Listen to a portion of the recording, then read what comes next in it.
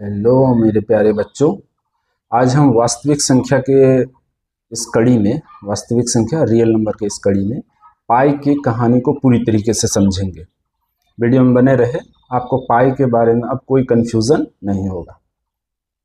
पाई जिसे हम अक्सर 22/7 या कभी कभी 3.14 ले लेते हैं, आज उसी की कहानी को बढ़िया से समझते हैं। चलिए शुरू करते हैं। सबसे पहला सवाल हमारे दिमाग में आता है, पाई परिमेय संख्या है या अपरिमेय संख्या? चूंकि हम जानते हैं कि पाई को अगर हम लिखेंगे भी तो पाई बटा 1 यानी पी बटा क्यू, लेकिन दूसरा कंडीशन है परिमेय का कि पी और क्यू दोनों पूर्णांक होना चाहिए। यहाँ क्यू तो पूर्णांक है 1, लेकिन पी जो है ये पाई के बराबर आ रहा है। अब पाई पूर्णांक नहीं है, इसलिए क्या हो जाएगा, ये अपरिमेय संख्या हो जाएगा। पहली बात तो ये अपरिमेय संख्या इसलिए हुआ क्योंकि इसको हम पी बटा क्यू के रूप में लिख के पी और क्यू को पूर्णांक नहीं दिखा पाए। लेकिन इसमें दूसरा रहस्य ये छुपा हुआ है कि जब पाई का मान हम लोग निकालने का प्रयास करते हैं तो कितने भी अंक तक निकालते चले जाते हैं, ये अंक खत्म नहीं होता है। यानी कि ये शांत वाला भाग है ही नहीं, यानी अशांत वाला भाग है।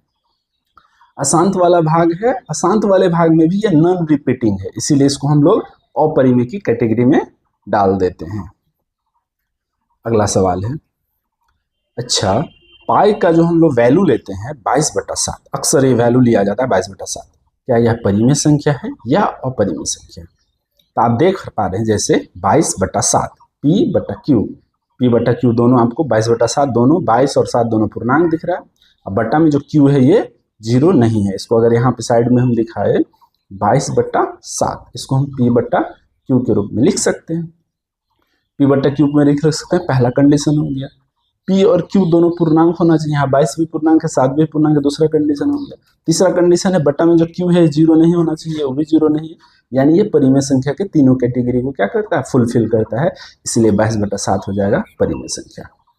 पाई एक अपरिमेय संख्या हो गया था, लेकिन 22/7 एक परिमेय संख्या। अगला है 3.14 परिमेय संख्या है या अपरिमेय संख्या? तो इसको भी हम लोग देख लेते हैं। 3.14, जैसे इसके दशमलव को हटाएंगे तो 1 आएगा, दशमलव के बाद 2 अंक है तो 2 जीरो, यानी ये 314/100 हो गया। 314/100 को हम पी बटा क्यू के रूप में लिख सकते हैं, पहला कंडीशन। पी और क्यू यानी कि 314 है पी और क्यू हो गया 100, पी और क्यू दोनों पूर्णांक है, भी सही है। बटा में जो क्यू है ये 0 नहीं है, तीसरा कंडीशन भी फुलफिल कर रहा है, यानी कि 3.14 भी क्या है, परिमेय संख्या है।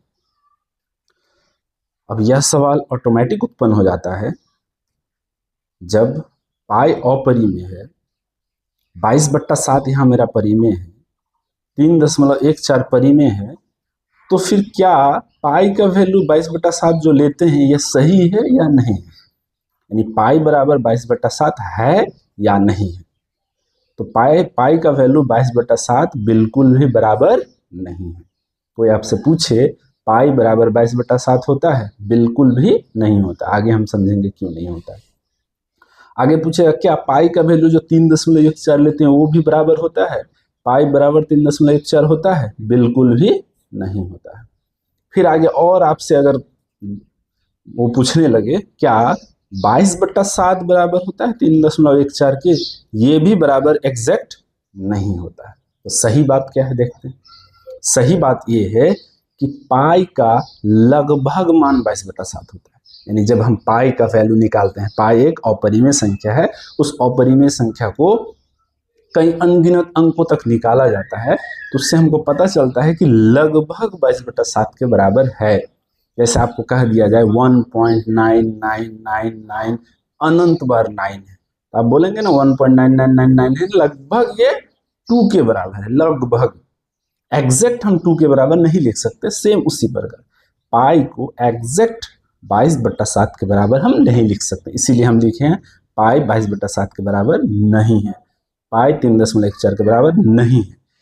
तो पाई का एग्जैक्ट वैल्यू 22/7 नहीं होता है, लगभग वैल्यू होता है। तो लगभग में बराबर है, हाँ सही है। क्या पाई का वैल्यू 3.14 लेते हैं, क्या यह 3.14 के बराबर है? नहीं। लेकिन क्या यह लगभग में बराबर है? लगभग में बराबर बोलेगा, हाँ। फिर पाई का वैल्यू कभी कभी 22/7 भी लेते हैं, कभी कभी 3.14 भी लेते हैं। तो क्या ये जो दो वैल्यू हम पाई का लेते हैं, ये दो वैल्यू भी आपस में बराबर है?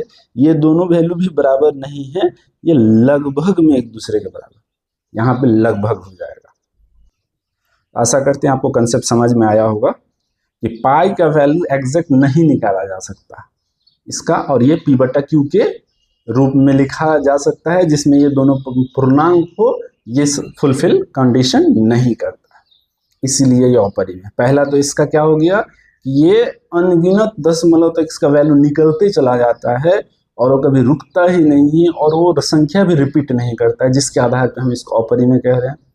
पी बट्टा क्यू के रूप में लिख कर भी इसके कंडीशन को फुलफिल नहीं कर पा रहे हैं, इसलिए भी इसको अपरिमेय कहते हैं। लेकिन 22/7 हमको दिख रहा है, ये परिमेय संख्या, उसका कंडीशन यहाँ आपको बताया गया। 3.1 जो परिमेय संख्या है या अपरिमेय संख्या, उसका कंडीशन यहाँ फुलफिल कर लिया। अब रही बात ये लोग आपस में बराबर है, तो बराबर बिल्कुल भी नहीं। हाँ, अगर बात कहे कि ये लगभग में बराबर है, ये बात बिल्कुल भी सही है। अभी भी पाई के बारे में हमारे पास यानी हमारे डोमेन में बहुत कम जानकारी है, क्योंकि इसके बारे में बहुत कम रिसर्च हुई है, बहुत कम इसके बारे में लोग शोध कर रहे हैं। एक समझिए एक रहस्यमय टॉपिक के रूप में अभी वर्तमान समय में भी मौजूद है। तो मैं बच्चों से गुजारिश करूंगा कि आप अध्ययन करें अच्छे से, और इनके बारे में जो अभी भी अनकही बातें हैं, जो भी अनसुनी बातें हैं, जो भी इसके पीछे रहस्य छुपा हुआ है, उसको और ज़्यादा